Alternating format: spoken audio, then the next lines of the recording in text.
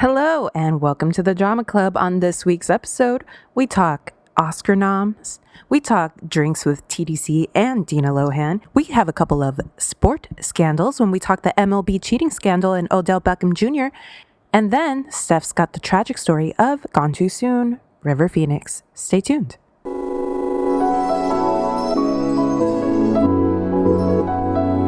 What up, fam? What up, fam? It's good, y'all. Feels good, right? Good, right? Yeah, I know it, dude. And without further ado,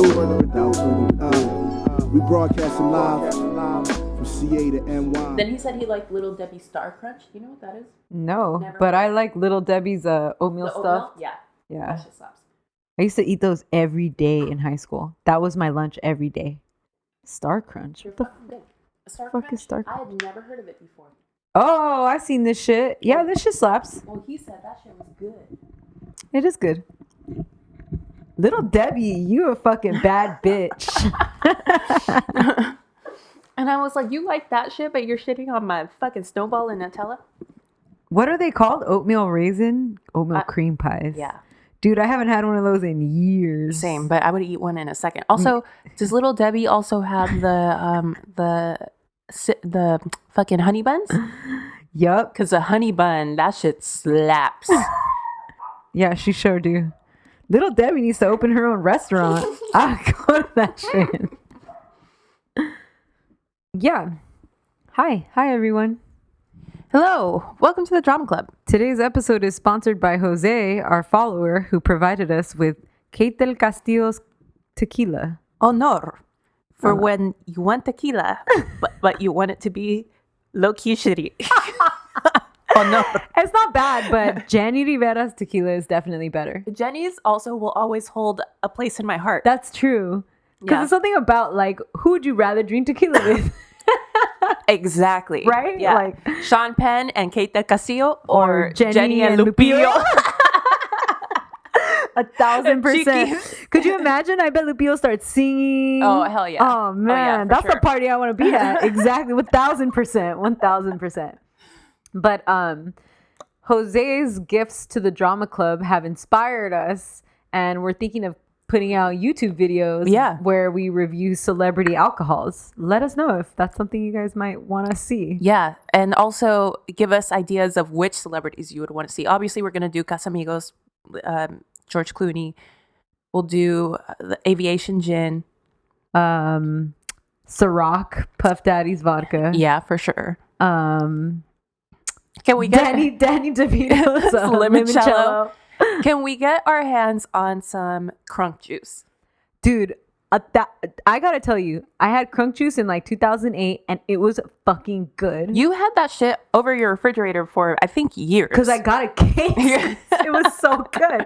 It was pomegranate flavored energy drink. It was so good. Bring that shit back because Yeah, I also love pomegranates are pomegranates. having like a renaissance too. Oh, People are appreciating that's a vibe. that shit. That's a vibe. Okay.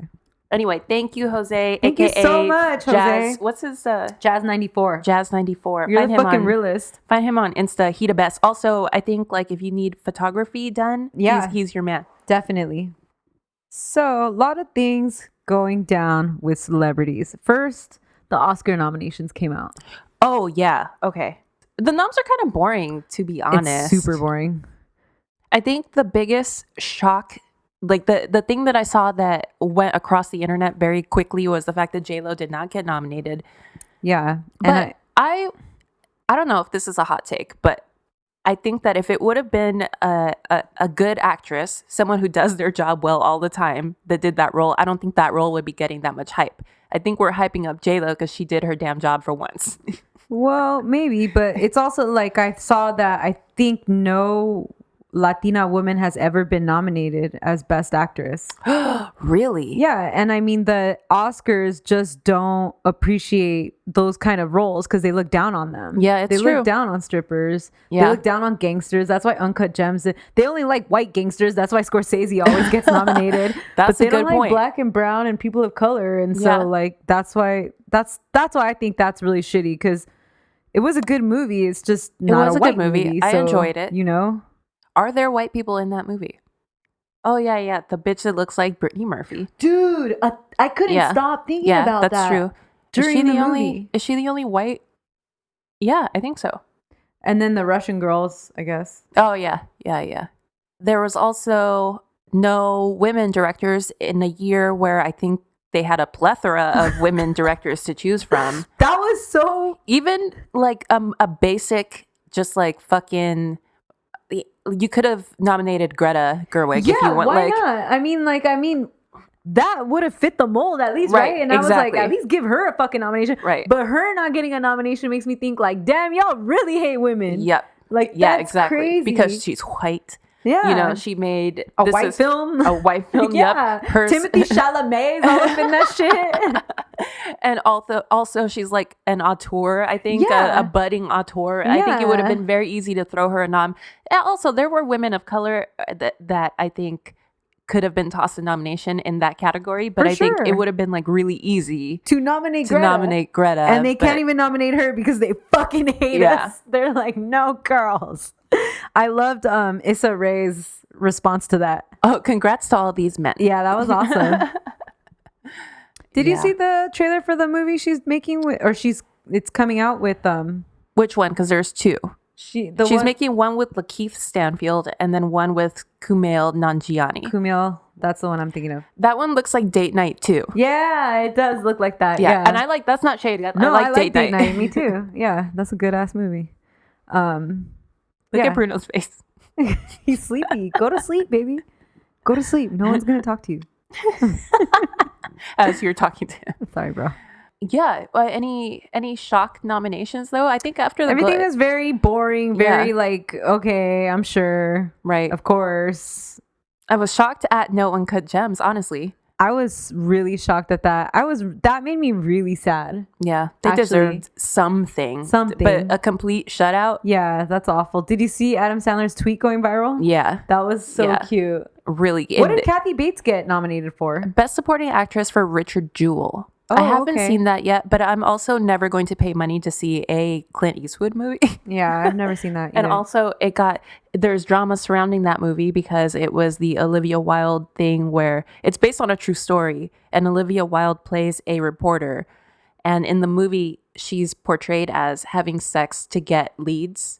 She has sex with John Hamm in the movie, I guess, to get a lead on this story. But this is a real person who would never have done that. And also she died, so she can't even like... It's just like salacious defend for herself. the fucking sake of it. You know what I mean? Yeah, exactly. That's bullshit. So I'm never going to pay money to see a Clint Eastwood movie. I actually like really hate that Joker got so many nominations. Oh, God, yes. Yeah. It's a movie that I refuse to watch. And I just think... You're not missing anything, honestly. Well, honestly, like, I just think like... Why? I don't know. I'm sure it's well made. I mean, people love it. I'm sure it's good, but... I was actually talking to our friend Hyder about this, that I think that it's a remake of the Scorsese movie called... Taxi Driver? It has Taxi Driver. I mean, there's a lot. It's clearly influenced a psychopath, right? Yeah. by Taxi Driver, but I think it's like pretty much a straight up remake of The King of Comedy. Oh, I've never seen it. It's with Robert De Niro. It's about this guy who wants to become like a late night TV, like a Johnny Carson type.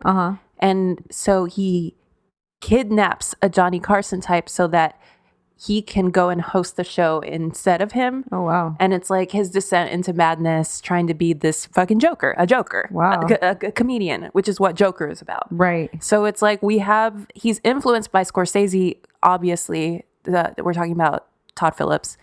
And he straight up remade this movie that already exists. I also kind of just don't like Todd Phillips.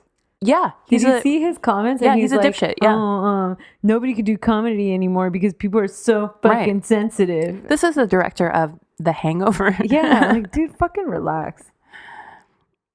Yeah. Anyway, so that was the Oscars. Whatever. I'm watching that shit. Hell yeah. Shit. You know we're going to be drinking some Oh, maybe we should make a video that day. We should. And then watch the Oscars. Yes. Yeah. Do any Oscar nominees have their own label of tequila? Another thing I wanted to do was give a shout out to our friend and follower Stephanie. Oh my God. Stephanie, first of all, is the realest. She's like one of our day one followers. And she's a real ass fan. She's always standing everything we do. And that's so awesome. Love her so much. And she got engaged. Yes. And her engagement video is the sweetest thing. It's adorable. Like, I felt like I was there. Yeah. I wanted to be there. Yeah. Me and May literally were like freaking out. We were like, dude, that's real love. That's so awesome. So shout out to you, Stephanie. Congratulations. Shout out to that rock also. Yeah, for Hey. real though. If it goes bad, girl, you could pawn that shit.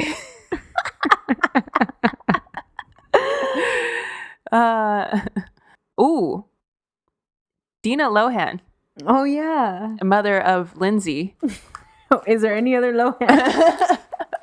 was arrested following a following getting fucked up at an Outback Steakhouse.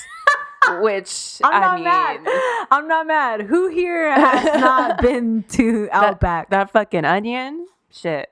I fuck with that onion. I need to learn how to make that fucking onion. I've seen videos online. It looks messy. Is it hard? It don't look hard. It just looks messy.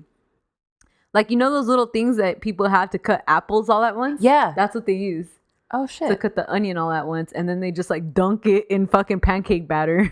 Oh shit. And then they fry the whole last thing. And then maybe you can make it in a air fryer. Maybe. Well, I think it's all about the sauce. everything is all about the sauce. That's very true. Those are Yeah. words to live by. So Dina was, I guess she sideswiped a vehicle on her way out of the Outback parking lot. That's so and amazing. then she was like, fuck this, and took off. So the other driver followed her to her home and called 911, I guess. And then by the time she got home, the cops were already there. And then she fell on her way out the car. And it was like a whole thing. Gosh, she was super drunk. Yeah. Hey, Do they have deals? that's a vibe. It's like TGI Fridays. That's Like what I was going to say. when the full moon is out, then it looks like a full ass blooming onion. They got drinks half off. Shit, it sounds like I need to go to Outback. You go to Outback Steakhouse. It's a full moon, the full fucking onion, and then you get your period. All the stars are aligned. Also, I think that it's worth noting that when Dina gets into more trouble than Lindsay, I think Lindsay's doing all right. That's true, though. That's a good marker. Did you see that video of Paris Hilton trying to make lasagna? No. It's on YouTube, guys. Does Paris Hilton eat? No, and it'll be clear once you start watching the video. Oh, man. I wanted to talk about Aaron Hernandez just quickly because he's back in the news. And for those of you who are fans of the podcast, May did an episode on him a few months back. Yeah. And this Netflix series, it's a 4-part series, I think, came out all about him interviewing his high school lover, which is like really, I think. Oh, yeah, that's true. People have been talking about, as well as like some of his family, right? Or no? I don't remember. But they have like His a lot of his family. phone calls from jail, which are super interesting Yeah. to hear. And just like everything coming out all over again, really shocking to see his life story out there again. Yeah. And I got reminded that he's cute. He's so fine. Yeah. Yeah, so sad. But for those of you who are new listeners, we have an Aaron Hernandez episode. Yeah. I did a lot of research on that one too, for once. Yeah. Go listen to that shit. What else? The Dodgers. Ooh, Los Dodgers. Some local news. So the MLB has a huge cheating scandal, and it's not steroids this time. No. Apparently, some teams, including the Houston Astros, have been caught stealing signs. Right. And that's how everything started. Yeah. So signs, and that I was like, why is this even happening? Like, Yeah. what's the point of that? Right. But then, who is the one that's talking? Somebody's niece, right? Allegedly, but we don't know if that's really his niece. Carlos Beltran. His niece started tweeting, allegedly. So this is a person on Twitter. The family denies that she has any relationship to him. Right. But she broke some MLB news before that turned out to be true. Right. I think 2 times. So this is somebody with some sort of connection to inside MLB information. Right.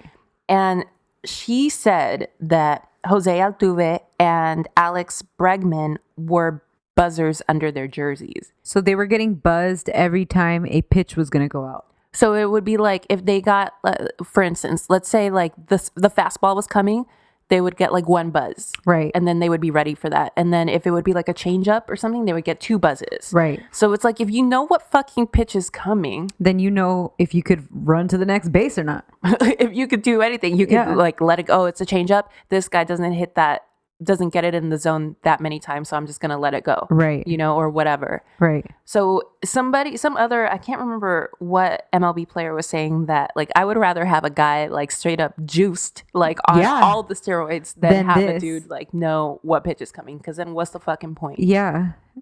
So it's super shitty, and it's probably more stuff is probably gonna start coming out, and like because now people are analyzing all the footage from the World Series and from the playoffs, and people are petitioning for the Dodgers to get the title. I don't know about that. I do agree with like taking away their title.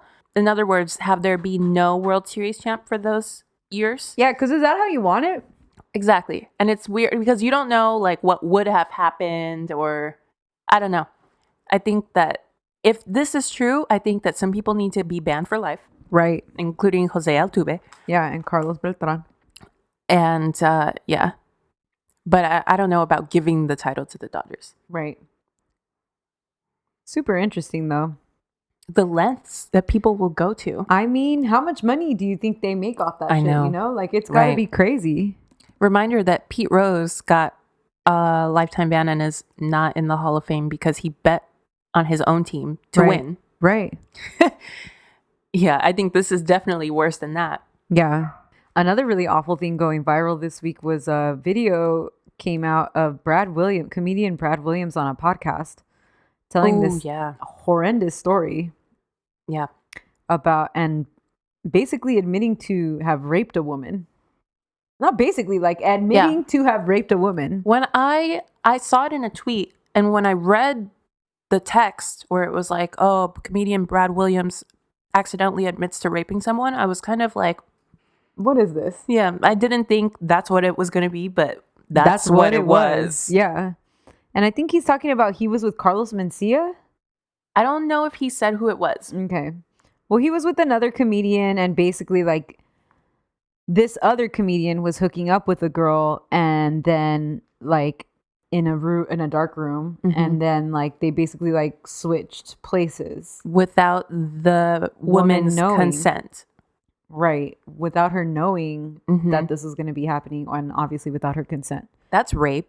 I don't. It's not a gray area. Rape. And they were like taking bong rips on this podcast while they're talking about this shit, and the other 2 guys are just laughing. Yeah. And they like one comedian immediately realizes like, I think you just said. He said it. Yeah. He said it. I think that's rape. I think that's rape. But then he just keeps laughing, and like they all just kind of keep. And then I think he says like, oh well, the statute of limitations has run. Ha ha ha. Yeah. Which is fucking disgusting. Like crazy. I can't believe that even happened. You know, I think this is I'm almost happy that this video exists, because it's a thing that you can point at and say, this is the problem. Like, it's men not calling other men out. I understand that maybe that's an uncomfortable thing to come to terms with. Like, what did I just hear? Right. You know, and maybe you're processing it. And I could almost sort of understand like a little bit of initial uncomfortable laughter if you think like, oh, is this a joke or something? Right. Because obviously like the whole vibe of the situation then changed, right? Yeah. So, yeah. Okay. Kind of to cut the tension. Yeah. But I don't know. But then once you realize what it is. Yeah. Yeah. It was so bad. Oh. And I haven't seen that he's said anything or anything like that. Oh, yeah. I haven't seen any response. Yeah. So tune in for that. And you guys know who this guy is. He's like he's a little person. He's the only, I guess, really famous little person stand-up.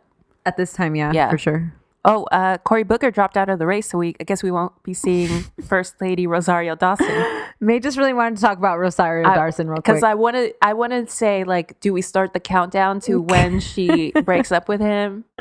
Yeah. She got a show premiering soon, so I would say after the show premieres.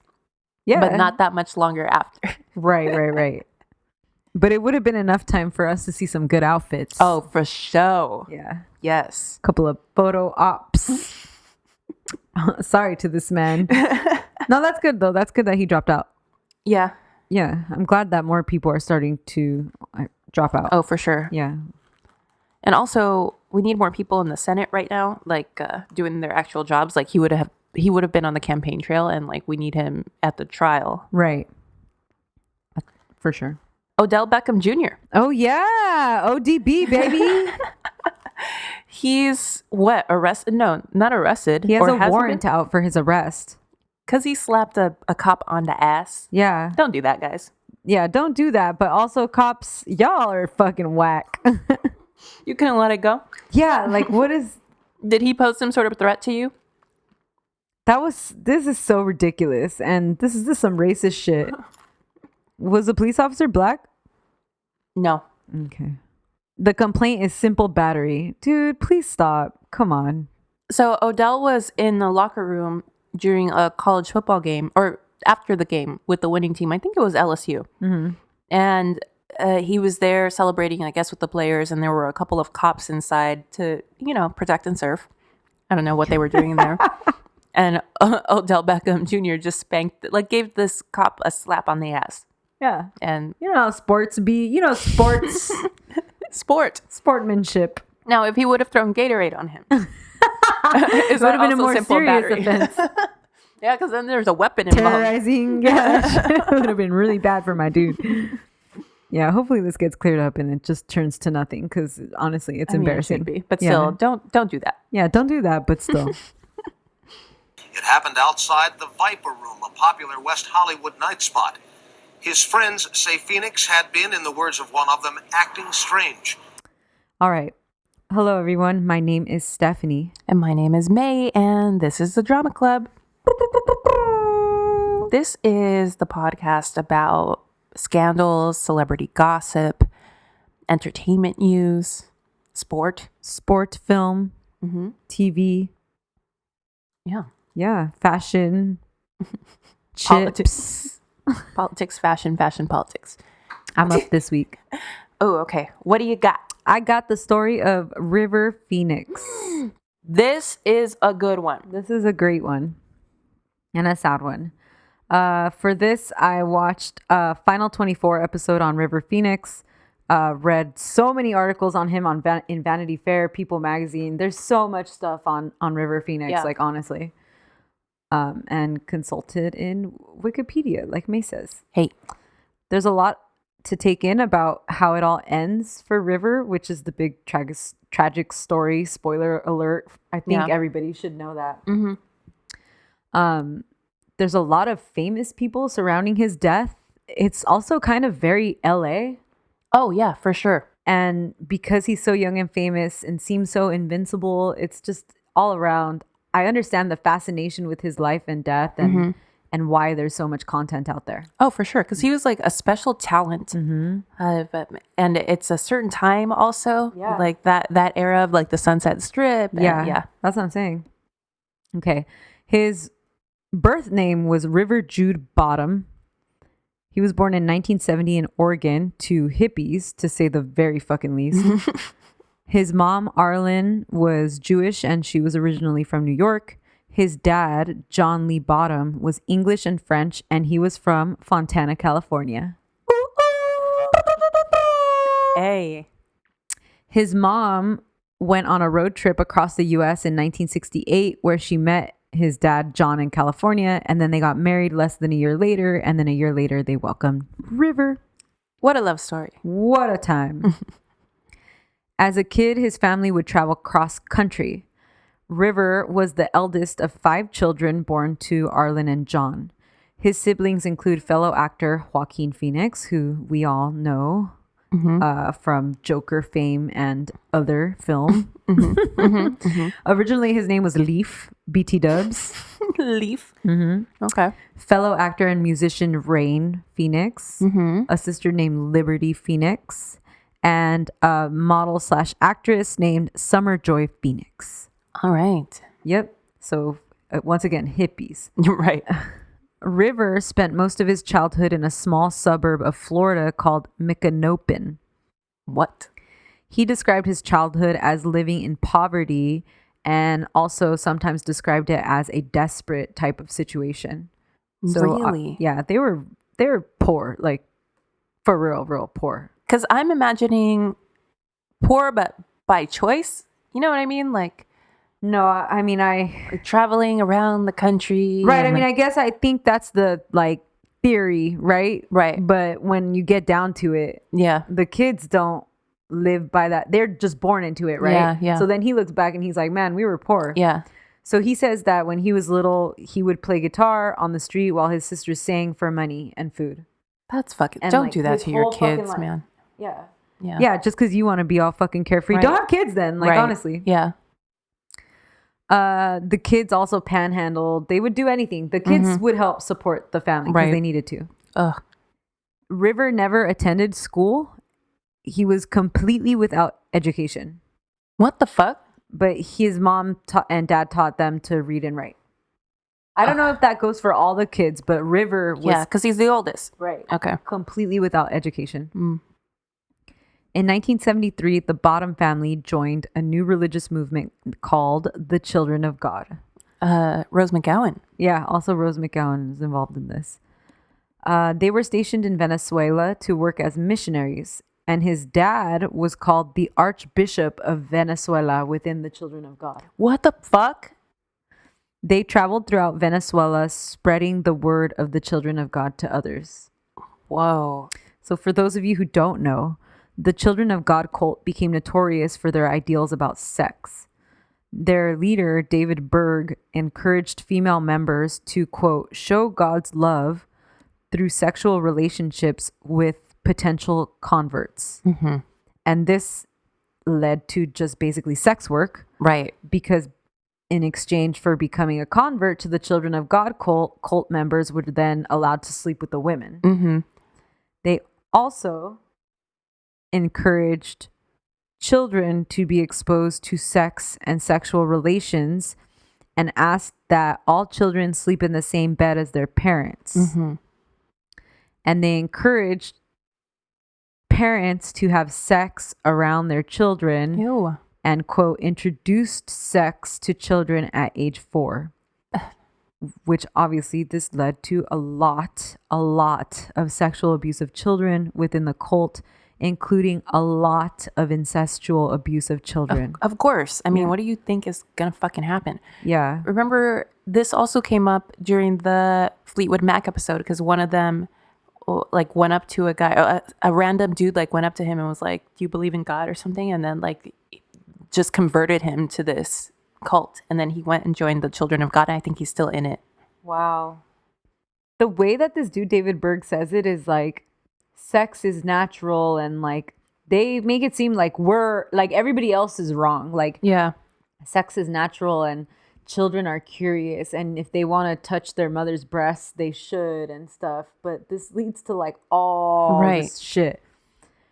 River Phoenix was raped at the age of 4 while in the cult, which What? River referred to in an interview as, quote, him losing his virginity at age 4, Oh my God. but he blocked it out.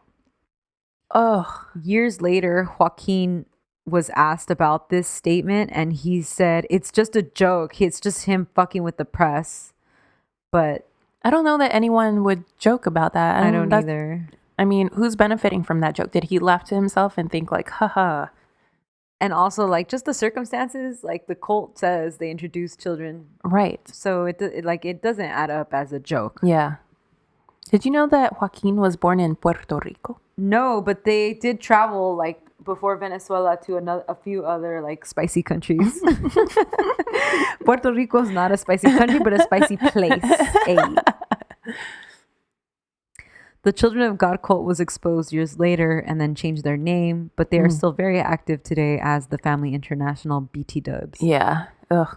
Yeah. I think that that whole thing where he would have women have sex with converts, he called flirty fishing, and they like issued a statement in the 80s about like completely stopping that practice due to the AIDS epidemic, because then they had this huge outbreak of AIDS within the cult. Yeah. Ugh. Maybe that's how, take that as a sign that, first of all, maybe the way things are being handled is like fucked up in your cult if everyone gets AIDS. Right. So River never really talks about his time in this cult, but will never in depth, right? But he did make comments throughout his life. In an interview with Esquire magazine in 1994, he's quoted as saying, "The Children of God cult is disgusting and they ruin people's lives." Yeah. His parents ultimately grew disillusioned with the cult and in the late 70s moved back to Florida with his grandparents. At this time, they changed their last name to Phoenix after the bird, which rises from its own ashes, in order to symbolize their new beginning as a family. And that kind of also makes me think that shit probably got pretty dark in the Children of God cult. What, for all of them just to change their name and have true. this huge symbolic thing to show a new beginning. Right. So the family, after some time, packed up and moved to LA, where Arlen, his mom, got work as a secretary for an NBC broadcaster. River later says that they moved to LA so that he and his siblings could become recording artists because they were getting a lot of attention when they would sing on the street and shit. That's kind of what, if it weren't for the culty stuff, I'm imagining the Partridge Family. Right. Like a little bus, a multicolored bus. With a bunch of kids who sing and shit. Yeah, some bell bottoms and shit. He was 9 years old at the time that they moved to Los Angeles. A talent agent saw all 5 of the Phoenix children singing for change in Westwood and became so charmed by them that she began representing the 5 of them. Sorry. Oh, okay. I was like, who's getting left out? Summer? Yup. You out, girl. River almost immediately got work doing commercials. He landed ads for Ocean Spray, Saks Fifth Avenue, and Mitsubishi. Wow. When he's 10 years old. He's adorable. Also. Yeah. Oh, he's so cute. Yeah. Dreamy, I think, is the word. I actually have that written in here later. Yeah. He was then signed by casting director Penny Marshall from Paramount and was assigned. Hold up. Yeah. What, she was casting something in particular, or she was working as a casting director? She was working as a casting director. Okay. R.I.P. to her also. R.I.P. And then he got assigned to a show called Real Kids, where they used performers that he was like a performer to warm up the live studio audience. Oh, okay. So he would sing and whatever. Yeah. He was just a huge presence. Right. After this, his music career kind of fell back as obviously there was now steady income from the commercials and the small acting roles. In 1980, River started to fully pursue acting, making an appearance on a TV show called Fantasy. He kept up auditions and in 1982 was cast in a short-lived series called 7 Brides for 7 Brothers on CBS. Okay. He went to the audition with his guitar and did an Elvis impression, which I guess got him the role. Really? That's so cute. Oh my God. And he's little, right? Yeah, he's 10. Yeah. Oh. In 1983, 7 Brides ended, and then he auditioned and got a new role in a TV movie called Celebrity. He was only on screen for about 10 minutes, but people loved him, and his character was really central to the film. So this got him to land an ABC after-school special called Backwards, The Riddle of Dyslexia. And he starred as Brian, who you guessed it, was dyslexic.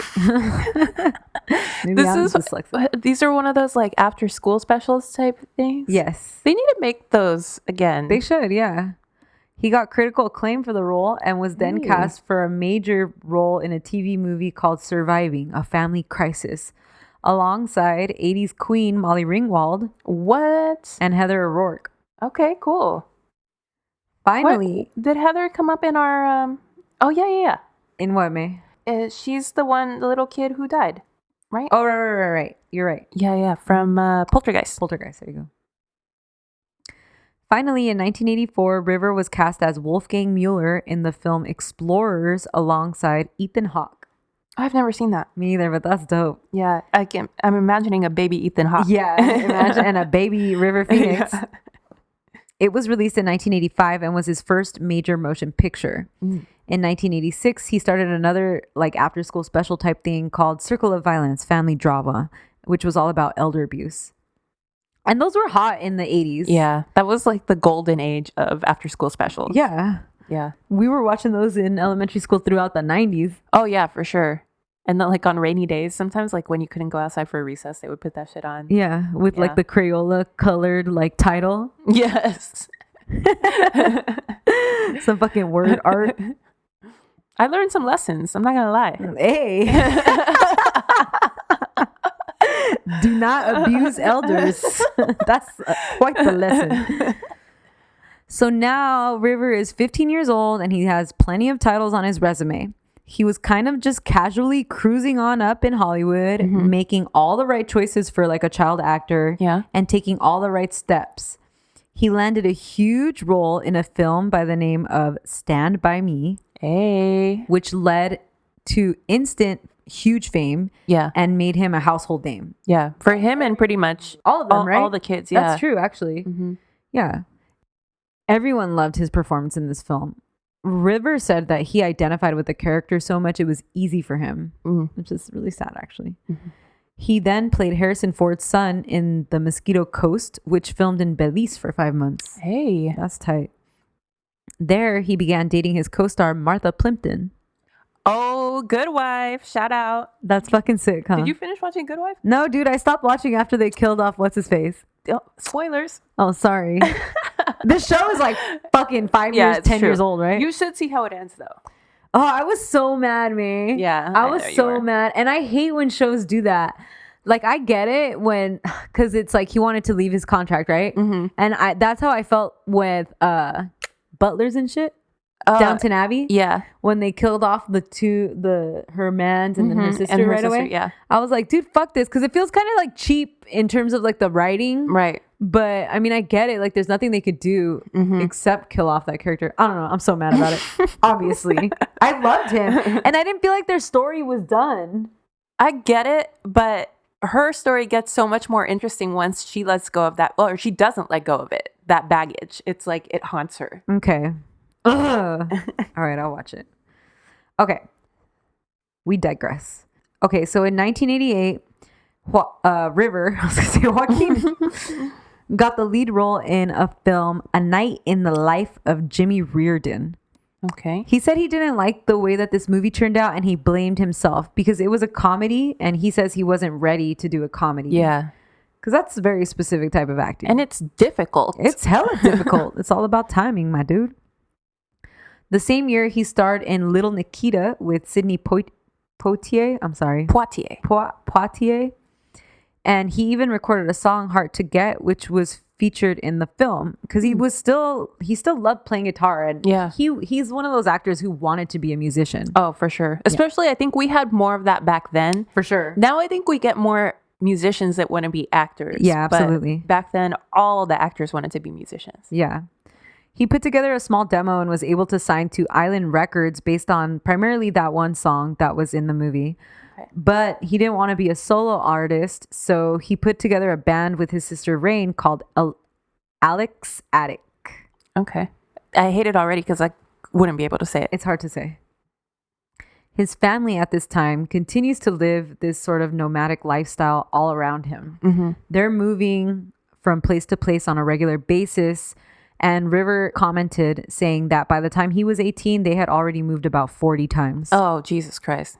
And now, guess what? Now you got money coming in. Exactly. So then it's like you take advantage of that. Now you really do up the fucking hippie bullshit. Exactly. With his income from film, he purchased a ranch for his family in Minnecopi, Florida, where he had grown up for the longest.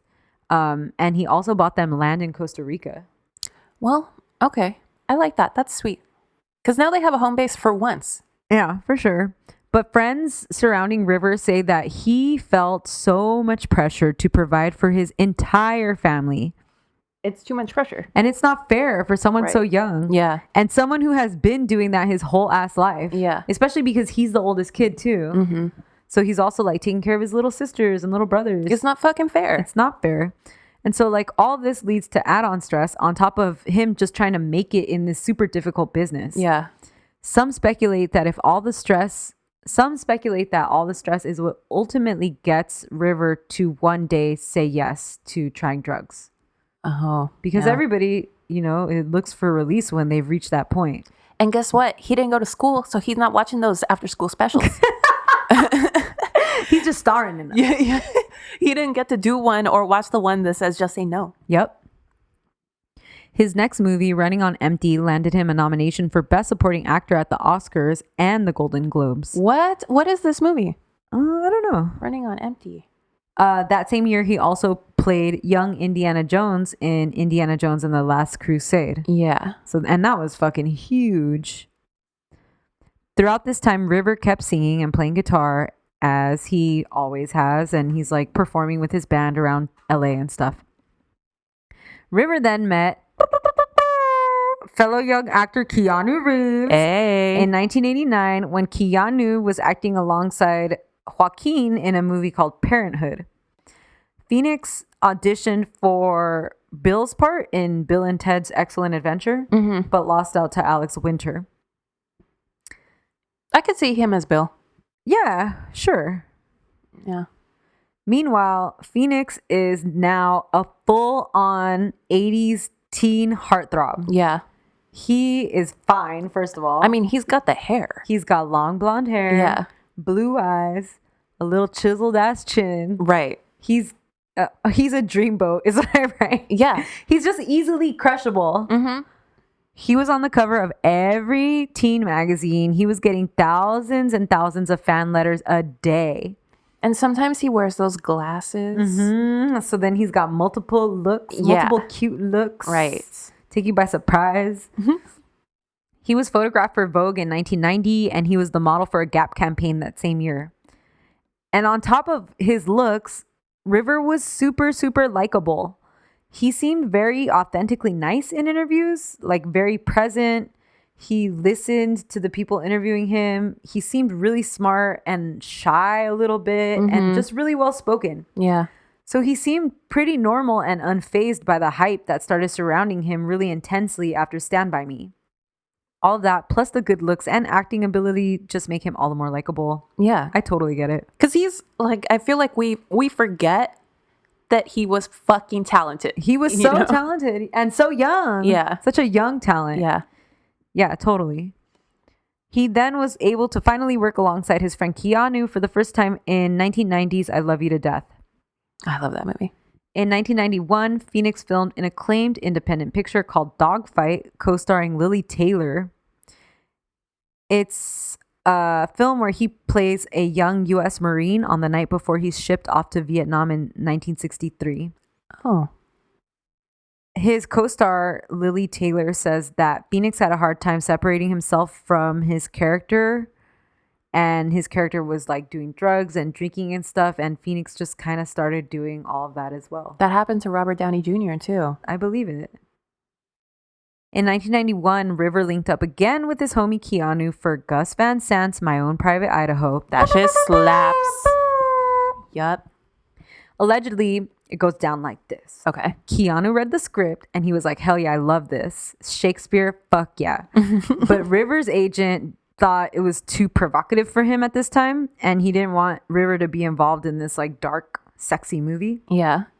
So Keanu rode his motorcycle from his family home in Canuck to the Phoenix family ranch in Minnecopi. Okay. And hand-delivered the script to his homie River. River read it and liked it, but was scared about the role, and then they both agreed to be in the film for each other. Aw. Isn't that so cute? That's so sweet. I know. But I feel like his agent is like tripping because this is perfect. Make these risks now, right? Yeah. And it's perfect because you get those kids that never get to that next level because they're always going to be that child star. Right. And they just what is he going to keep doing after school specials? Yeah, like, exactly. What do you want from him? This is your chance to be in a real, like a serious role. And grow up on TV, which is, that's what people need to see.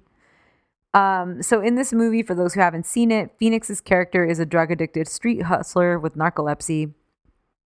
And River started hanging out with some kids in Portland 2 weeks before filming was to start. These kids, he was basically like looking for kids that were like his character in order to kind of like get into the role. Yeah.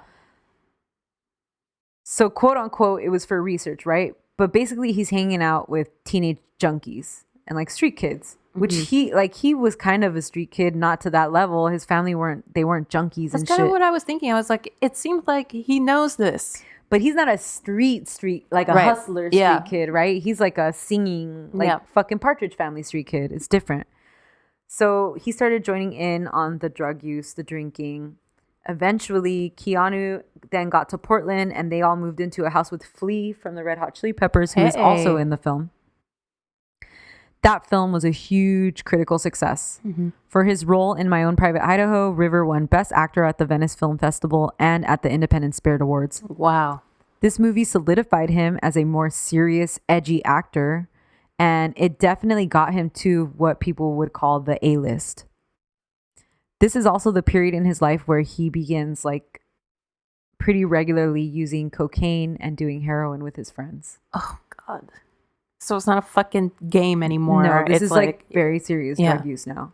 He had struggled with casual drug use up until then. Yeah.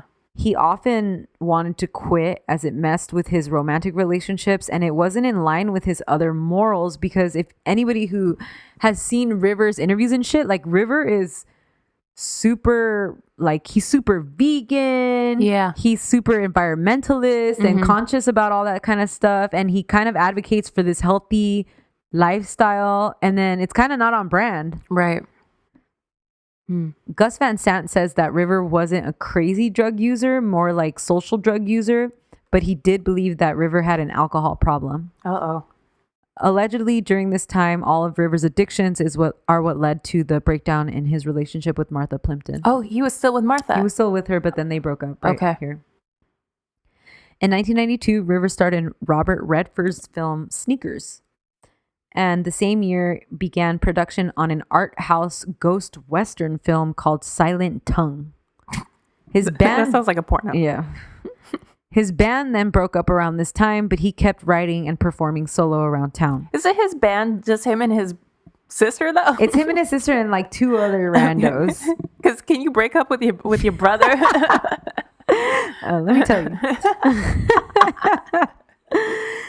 In 1993, River filmed his last movie, The Thing Called Love, which is a country music film made by Peter Bogdanovich. He was able to write a song for the film called Lone Star State of Mind, and he also performs it in the film.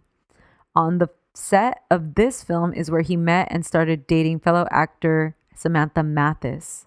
Who dat? She's a white girl. I think this sucks, but like I know her for being his girlfriend at the time of his death. Oh, she looks fucking exactly like Martha Plimpton. Don't say that. They look the fucking same. But what do I know her from, though? Little Women. Oh. Yeah, he had a type. Yeah. That's my type. River then started collaborating with his, like musically, with his friend and former / now current Red Hot Chili Pepper guitarist John Frusciante for a few songs called Height Down and Well I've Been. He also had invested in the original House of Blues in Massachusetts, which opened its doors in 1992. This is why I know that about Dan Aykroyd. I was like, why do I know that right now? And also his little friend Keanu's in a band too. And like, yeah. At this time already? Yeah. Probably. And like Foxcatchers or whatever the fuck his band. Dogstar. Dogstar. There All you go. of these fools started bands. Yeah. Johnny. Yeah. Yeah. In October 1992, River returned to LA after spending some time filming a movie in Utah. His brother Joaquin and his sister Rain joined him. In the days leading up to his death, he was staying with his friend, guitarist John Frusciante. Allegedly, the two were doing large amounts of drug binges and rarely sleeping during the final days of his life. This is all according to musician Bob Forrest, who was River's close friend at the time and who was also living with John Frusciante at the time. Uh-huh. He wrote a memoir called Running with Monsters about River, and people think that that's like one of the best detailed accounts of River's final days. Okay. But this guy was fucked up on drugs too, though, right? So he was also fucked up on drugs. Okay. Yeah. Also, I got most of this from that documentary I watched, The Final 24, because they interview Samantha Mathis. They interview a bunch of people. Okay. So River was there with them so Bob was there with them in the last few days. He said they had a drug routine. They'd wake up, they'd smoke crack, they'd inject heroin, they'd inject cocaine, and then they'd repeat. The fuck did you just say? Yes, crack? Crack, heroin, cocaine, repeat. Oh my God. How are you even fucking alive? But this is the thing too. This is why I'm saying like it's so important that he's so young, because only someone that young would think I'm fucking invincible. Yeah. I can do everything. You could drink all night and not wake up with a hangover. You know? Or an old person with a death wish. Right. Which it doesn't seem like that's what he, it doesn't seem like he has a death wish. No. On October 30th, 1993, River was going to perform with the band P, which is Johnny Depp's band at the time, at the Viper Room Hollywood nightclub. The Viper Room at this time was famously owned partly by Johnny Depp. Yeah. The band included Flea from the Red Hot Chili Peppers, Johnny Depp, and Gibby Haynes of the Butthole Surfers. Fuck, everybody was there. Everybody was there, dude. John Frusciante and River arrived at the club to meet River's girlfriend, Samantha Mathis, who was bringing with her his little brother, Joaquin, and their sister, Rain. Keep in mind that Joaquin and Rain are both underage. Yeah. After arriving at the club, they passed around cocaine. Because, I mean, it's 1993. You're on Hollywood Boulevard. Mm-hmm. It's a vibe. Bob says that at the time they got to the club, River was already high as a kite. I fucking bet, because you pregame, especially like... When you're that age. Yeah. Yeah. Yeah. Jesus Christ. And he describes him as, quote, as unsteady as a boxer who had taken one too many headshots during a 15-round bout. Oh my God. This is... You can see the accident is, it's happening. It's happening. Yeah. Super preventable, right? Yeah. During the band's performance, River tapped his friend Bob on the shoulder and told him he didn't feel well and he thought he was overdosing. Yeah. Bob said he didn't think this was so because he's like, dude, you're standing, you're talking, you're walking. Like, what are you talking about? Yeah. But he was like, let me take you home. River declined, and allegedly someone in the club was like, this will make you feel better. I knew you were going to say that. And he took like a Xanax. Oh my God. And then according to like another person, this is from that last 24 that I'm talking about. Yeah. Another person in the club, because they interview like one of the bartenders from the Viper Room, says that he took a Xanax and like almost immediately like threw up everywhere. Oh my God. The person at the club is not a doctor. Right. You know what I mean? If you start feeling, this is a PSA, this is our after school special. Yeah, seriously. Do whatever it is that you're going to fucking do. But like, you need to know when something starts going wrong, like get fucking help. Yeah, get out of there. Get out of there. Go home, go to the hospital. Yeah. Don't lie to doctors also. Like, don't think like, I don't know, like I think people get scared like, oh, what is my family going to think? Or like, what are the doctors going to think or whatever? Just fucking go get the help that you need to save your fucking life. Everyone's so much happier with you for taking the steps to save your own life than like. Is it better to be like embarrassed or dead? Yeah. Jesus.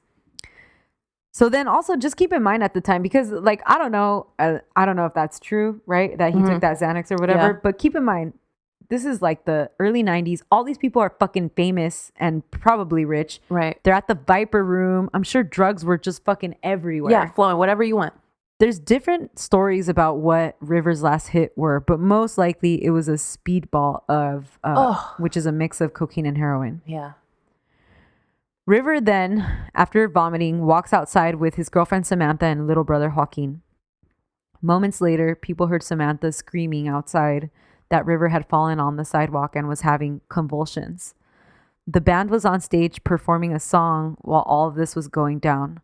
Joaquin called 911 and was unable to determine whether or not his brother was breathing. That 911 call is like out there. I didn't hear it, but it sounds awful. It was like all over the news the next days. Yeah. River's sister Rain then ran outside of the club to give River mouth-to-mouth resuscitation. And Leo was there, right? I don't think so. I didn't see that. I think I saw that somewhere. The news then started filtering throughout the club of what was happening outside. And once it got to the stage, Flea immediately jumped off stage to go be outside with River. Yeah. Ambulances arrived and River was taken to Cedars-Sinai Hospital. Flea had ridden with him in the ambulance. The paramedics say that when they got there, River was turning cyanotic, in full cardiac arrest, and asystole. Oh, asystole. Yeah. So that means it's not beating. Oh, fuck. Yeah. So his heart fucking stopped. All of the attempts to resuscitate River were unsuccessful, and he was pronounced dead at 1:51 a.m. on the morning of Halloween 1993 at the age of 23. I hate this. I have chills. Isn't this so fucking horrible? Yeah. The Viper Room became a makeshift shrine to River with thousands of flowers and pictures and candles left on the sidewalk from fans and mourners. They closed the club down for the rest of the week, and Johnny Depp continued to close the club every year on that week until he sold his share in the property in 2004. Wow. There are quite a few people who point the blame for River's death at guitarist John Frusciante as being the one who gave River the drugs that took his life that night. A friend, Gavin Edwards, and Samantha, his girlfriend, have in the past accused John, even saying that River didn't even want to go out that night, especially because his brother was still underage. Yeah. So he didn't want them to go to the club, but that John was like insisting. But he was going to play on stage, right? No, he was. Oh, he was just He gonna wasn't watch. going to play anymore. Yeah. Okay. Gavin later wrote a book about his experience with that night called Last Night at the Viper Room. Mm-hmm. Good title. Get straight to the point, my dude. Yeah. Following the death of River, John Frusciante allegedly became very paranoid, threatened to kill himself for fear of being arrested. At one point, he had locked himself away in a mansion where the Red Hot Chili Peppers were recording an album for like days. Wow. Johnny Depp consoled him and believed that nobody was going to go to jail.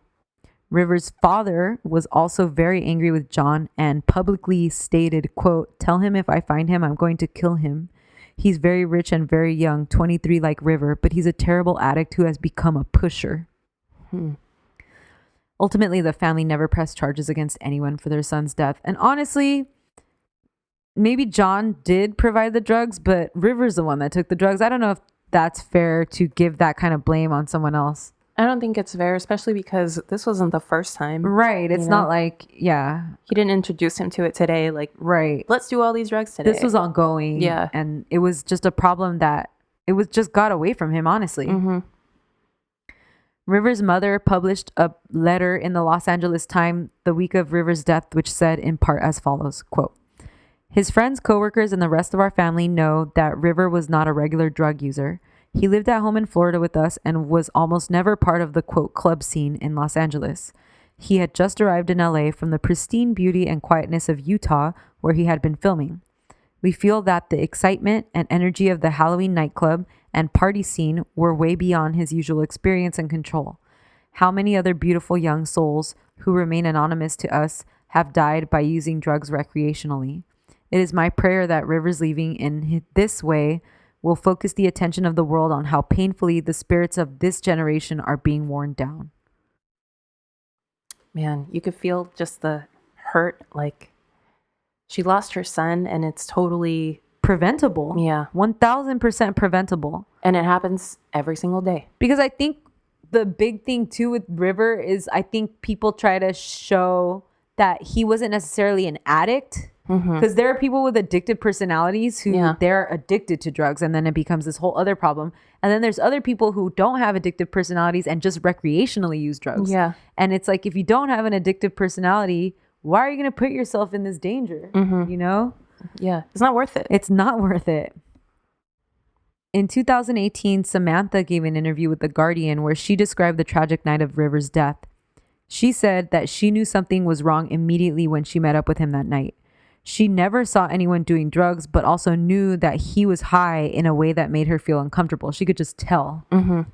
Her version of events are that she and River were only stopping by the nightclub to drop off Joaquin and Rain.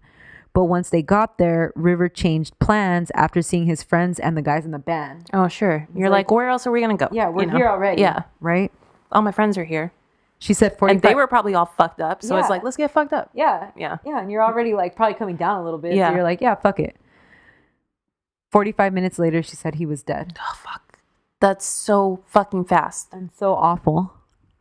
And you must think about that moment, like that moment of decision all the time. Yeah. And she was young too, huh? Yeah, she's super young.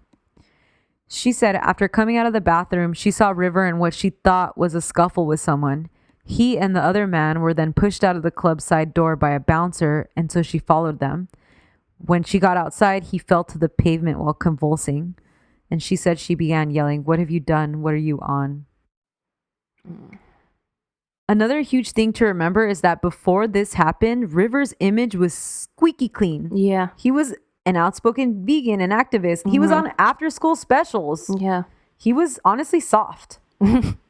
Like, it's kind of exactly how people kind of talk about Keanu, but back then as a kid. Oh, yeah, for sure. So his death and the way he died was crazy shocking. And that's why it was so publicized and so covered by the media. Yeah. And that's part of the reason why it's still, we still talk about it today. Right. On November 15th, 1993, the autopsy was released and revealed that Rivers' death was caused by high concentrations of morphine and cocaine in the blood with other substances in smaller concentrations. The cause of death was acute multiple drug intoxication. Yeah. Fuck. Rivers' ashes were cremated and then scattered at his family ranch. In Florida? Yeah. At the time of his death, he had been cast for several roles, which then went on to other actors. He was set to play the interviewer in Interview with the Vampire, which then went to Christian Slater. Mm-hmm. Christian donated his salary to two of Rivers' favorite charities, Earth Save and Earth Trust. That's fucking awesome. Yeah, that's pretty good. He's problematic, though. Yeah. Yeah. Any guy named Christian, by the way. Yes. That film is dedicated to River. He had also been in talks to play alongside Susan Sarandon in Safe Passage, but the role of the son then went to Sean Astin. Gus Van Sant had also cast River to play the role of Cleve Jones in Milk, which at that time he was trying to make. Oh. But later in 2008, that went to Emil Hirsch. Yeah. After several production delays. Oh, that's a good ass movie. That is a great movie. Gus also said in later interviews that he had planned on doing a movie about Andy Warhol starring River, but the project never went forward. Huh. River as Andy? Yeah. That would have been dope. I could see it. River had been the main contender for the lead role in The Basketball Diaries prior to his death. Leo. After he died, the film went into hiatus and then obviously ultimately was given to Leonardo DiCaprio. I was going to say, if River doesn't die, I don't know that we have Leo. Maybe not. Not in the same way, because... No, because I think River's career would have been so much more interesting. Yeah. Leo is a great actor, obviously, and he makes really great, safe choices. Mm-hmm. But he's not somebody who... You're not going to see Leo in a movie about a gay love or something like that. Yeah. You're not going to see Leo play like a crazy drug addict or something like that. Yeah. You know? Like, Leo is a great actor, but he doesn't make dark choices. He does not like that kind of like gritty acting, which is so great. Right. And I think that they would have been competing for a lot of the same roles. And I think you go with River. Right. Especially if his career continued going the way it was going, like Romeo and Juliet. Oh, I think you go with River. Yeah. You know? For sure. And River's finer. Yeah. Yeah, you know? for real. So. Yeah. You might even maybe later, depending, I don't know, it's hard to say, but I was going to say also maybe compete with Brad Pitt. Maybe, yeah, totally. I like Brad Pitt. I just saw Actors on Actors. I watched the one of him and Adam Sandler. Oh, I haven't seen that one. It's great. Brad is so like down to earth. Yeah. And he could be like a big head, but he's not. Right. That shit's dope. So many actors that were alive around the time of River's career give hella credit to him as being influential in the way they work and also in the way they pick their roles, including Leo, Jared Leto, James Franco, his brother, obviously. Because he could have done the heartthrob thing and just been like a ridden that wave. Yeah, been boring bubblegum bullshit. Yeah. Joaquin was on 60 Minutes promoting Joker recently, and he opened up to Anderson Cooper about River. Mm-hmm. And Anderson is like, the hard thing about interviewing Joaquin is that he doesn't like to talk about himself. And he really doesn't want to talk about any of his friends or family. So it's like, what are we supposed to talk to you about? And then as we saw with the Golden Globes, you can't ask him about his work anymore because he's like, haven't I answered this question already? Yep. So he does open up to Anderson about how much River loved movies and acting and how that influenced obviously his own awakening regarding wanting to be an actor and work in film. And Anderson kind of gets him to open up by talking about his own really tragic story of his own brother's suicide. Mm-hmm. And then kind of like he says something to Joaquin, like, you know, I couldn't even say my brother's name for a long time. And Joaquin's like, me either. Like, I couldn't say River's name for like years. Wow. And he says, it's so awful because you're the most vulnerable and you're the most hurt. And you have helicopters flying over your house and people hounding you to get any sort of take on like how you feel. And it's like, you guys know how I feel. Right. And then especially when you become an actor. Yeah. And honestly, Joaquin's a great for actor. sure, yeah. Holy shit. Because if he would have been like, I don't know, if he would have worked at CVS or whatever, right? People found out that was his brother, maybe they would have asked him. But now it's like, well, for sure, that's going to be something that you're asked about every single day. And time again. Yeah. How do you even heal? Like, I don't know. You don't. In that interview, they interview like all the family, and his mom said something really great. And she's like, grief is so weird. Like, I mean, like there's days and I'm happy and I can talk about him and I'm so like just like in love with like the memories of him. And there's times when I'm driving and then out of nowhere I just like start bawling, you know, and that's so crazy to me because I totally see that. Yeah, because it's a wound. Yeah, and it heals, but you still have that scar, you know? Sometimes the scar hurts. River has been the subject of a million songs. Yeah. And is credited as one of the most promising new actors of his time. Certainly a life cut too short, and not to be another film for TV, but if you or anyone you know is suffering with drug addiction, please reach out to someone. Get help. And that's the story of River Phoenix. Hey, that's a good one. That's so sad. Yeah, that's a sad one. Does he have a true Hollywood story? I'm sure he does. He does. He sure does. Yeah. Yeah. But I wonder if they're gonna make a biopic of him. I don't know if it's that interesting. Yeah. You know, because what are you gonna like you said? It's not like he's an addict. It's not like, you know, you're not seeing that. It's just like it's just like gone too far, right? Right. Yeah. Unless the movie was like a 24-hour. You know, like the last day, I could see that. Yeah. Because then you also have all these characters. There's icons. So many people involved. You know? It's so wild. That's crazy. So crazy. Well, that was this week's Drama Club. Thanks for listening, guys. Hit us up on Instagram and Twitter at Drama Club Pod. On the website, dramaclubpod.com. On the hotline, 505-539-0556. Leave us a review wherever you listen to podcasts. Send us some tequila at P.O. Box number 27433 LACA 90027. And we'll talk to you next Thursday with an Afternoon Delight episode. Bye. Bye. However, whatever with your helmet.